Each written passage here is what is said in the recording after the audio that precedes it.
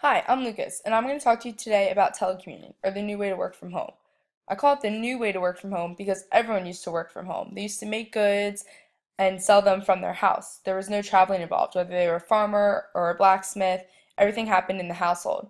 And then when the Industrial Revolution hit, with all the machines that were created, people had to commute to essentially a local area where all the machines were in order to make their goods, and then they would be sold from there. So that's really kind of the evolution of how working has happened throughout our history. Then, with the introduction of telecommuting, people now have the option to work remotely from the office and no longer have to commute in to a central location. And that's really thanks to technology. So we're going to go through a couple things about telecommuting, um, what, how to make a policy if you're going to implement telecommuting into your company, what the pros and cons of telecommuting are, and the misconceptions that people have about the people who do telecommute. So first, I just want to address that there's a tons of different ways to talk about telecommuting. There's the word telework, telecommute, e-work, virtual work, all sorts of different things. For simplicity's sake, I'm going to use telecommuting throughout my presentation, and I'm going to use a pretty general definition of that and just in terms of it, I'm going to define it as just working outside of the office. Over 3.5 million people just within the United States telecommute on average. That's more than the entire population of Wyoming, Vermont, DC, Alaska, and Montana combined. So it seems like a ton of people, but it's really only 2.5% of the workforce. So there's still a long way that telecommuting can go. There's a lot of opportunity. So if you're going to try and implement a telecommuting policy, there's a lot of things you would want to keep in mind. First, you're going to want to make sure you have measures in place on how you're going to track people's performance and measure it. That's going to be a little bit different than for the employees that you have in office. You're also going to need to set a bunch of rules and expectations in terms of how long the employee is going to be working, what those hours are. You wouldn't want them to be working unpaid overtime or to be on call 24/7. It doesn't mean that they have to work the stereotypical 9 to 5 hours, but they do need to be said and something that's agreed upon within the policy or the contract. The company is also going to want to consider insurance issues such as workers' compensation, because if they have someone telecommuting, an employee telecommuting, and it's for their own convenience as the company, they're still going to be held responsible if anything happens while they're on the job. A company may also want to approve a person's location from where they're telecommuting to ensure that it meets the company's standards for what's appropriate for a work environment, as well as maybe some alternate locations in case the employee will be working from multiple places. So now, who is telecommuting? There's a lot of misconceptions out there about who are the people telecommuting. Most people think it's women, people with children, or really young professionals who are extremely tech savvy. Turns out none of this is true. About 3 in every 4 telecommuters is actually male, and there's studies that show that there's no difference as to whether someone is likely to telecommute based on whether they have children or not, and there's no difference in the age of telecommuters as well. It's equally distributed throughout all age groups. So telecommuting really is something for anyone and everyone within the company. It's not targeted at a specific area. It's important for companies to know and how they offer telecommuting and the policy that they write up on it. There's also a lot of positives and negatives to telecommuting. First, if you're an employee that telecommutes, you don't have to deal with traffic. That can be a huge time sucker out of someone's day. So not having to deal with that actually gives you more hours that you could work, not having to travel, as well as probably alleviate a lot of stress. You can also telecommute from virtually anywhere. As long as you can connect in to your company, it doesn't matter where you are per se, as long as it's within the guidelines of the policy that you agreed on. But it could be in your house, it could be at a virtual business center down the road, anything along those lines, you could really telecommute. So if you're traveling, that doesn't necessarily mean that you can't be working as well, which is another positive. Off of that, dress code. You're not going into work, so unless you have to Skype in for a conference call or something like that, you can really wear whatever you want, which could be a huge bonus to some employees.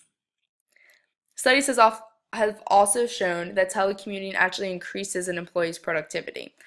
So that's both good for the employee as well as the company. Telecommuting also helps lower attrition or people leaving the company. This is extremely beneficial for a company because it'll allow them to manage their manpower a lot better. It's really expensive to try and bring in and train new employees. So if you have more employees telecommuting, you can expect lower attrition rates and then better forecast out your need for manpower within the company. It also allows you to create global teams, which previously were not really possible. So you can connect with anyone across the globe, which also allows companies to expand their talent pool that they're drawing from. They don't need to be locationally limited in who they're trying to recruit. Now for some negatives. A huge one is security. Now that everything's connecting outside of the building, how are you going to secure all that information and keep all of your documents and policies and company specific information secure? You also have the issue of management. You're probably going to want to train your management and how to be an effective manager for people who are not presently in the office.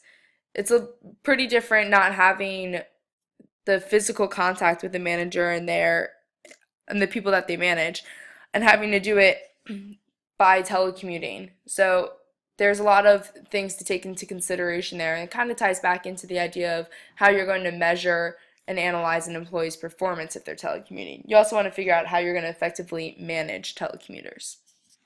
You also have the issue of transparency. You want to make sure both the company and the employer are being transparent when telecommuting. This also ties into the distance aspect. You can't just walk by and see what they're doing, make sure that they're doing work. So there's a lot of trust involved both ways to make sure that you're going to have a positive telecommuting experience. Boundaries are also a lot more difficult to set for telecommuters because they're not in the office. Again, also the managing aspect. There's also an issue with morale. People have issues when they can't make social connections, and that's a huge concern for telecommuters because they're not talking to their coworkers every day. They don't get to interact with their managers face to face. So there could be morale issues with that. On the other side of that, within the company, if you have a telecommuting policy that allows some people to telecommute but not others, there could be morale issues with that if it's not clearly stated and employees don't understand the discrepancies between the two and either why they are or are not allowed to telecommute. So it's important to have a really clear policy to outline that to help mitigate some morale problems. It's also harder to collaborate in telecommuting, although that's really improved with the new technologies that are coming out every day. But when you have people in an office together, there's clear collaboration that happens, and from that collaboration you get a lot of innovation, which is obviously something that most companies strive for. So you have to take that into consideration and figure out how you're going to foster an environment of collaboration even through telecommuting. You also have the connectedness to the company. A lot of employees feel disconnected if they telecommute, especially if they're doing it full time. And that's because they're not in there getting the social interactions. There's also studies that show that employees that are in the office are more likely to get promoted than employees out of the office. This can also add to the feeling of being disconnected or passed by your company and just in general not a good functioning relationship there. So with all these positives and negatives, most of the negatives do have to do with telecommuting full time. So a great way to mitigate these risks is to offer telecommuting policies that promote part-time telecommuting and part-time being in the office itself. It's been shown time and time again that a combination of these two things is really what's best for both employees as well as the companies. A key example of how these risks weren't mitigated properly would be Yahoo. Yahoo had a bunch of telecommuters, a big telecommuting policy, and they've been having a ton of issues within the marketplace. Now they've said that no one is allowed to telecommute, and they've actually pulled everyone back into the office to get everyone back together, improve morale issues, improve the feeling of being connected to your company, as well as really foster collaboration and thus innovation. So I want to tie telecommuting into an example that we all can really pretty easily relate to. I know me personally, it takes me 20 minutes to walk to class every day. So I probably waste about an hour total just walking around to and from classes, meetings, lunch, things like that on a college campus. If colleges implemented telecommuting more for their students as well as their faculty, I think it could really improve how learning happens in a higher education environment. We've kind of started doing that with hybrid classes here at UVM, and obviously our Green IT and Visualization course is a hybrid course. So we're definitely on the right track. But it really provides a unique opportunity to have physical class time when you need the collaboration, innovation, and discussion, but then have telecommuting per se, or remote classes or shifted work time where students can just be productive on their own and get work done in an environment that is conducive for their work, that may be closer to them. And who knows, maybe the productivity of students would increase and the outcome of the work would be better as well for students. So it could really enhance everyone's learning if more of the classes around campus implemented telecommuting ideas into the higher education model. So this is the end of my webcast. Thank you all for listening. If you have any questions, you can find me in class and ask me there. And I hope you all have a great day.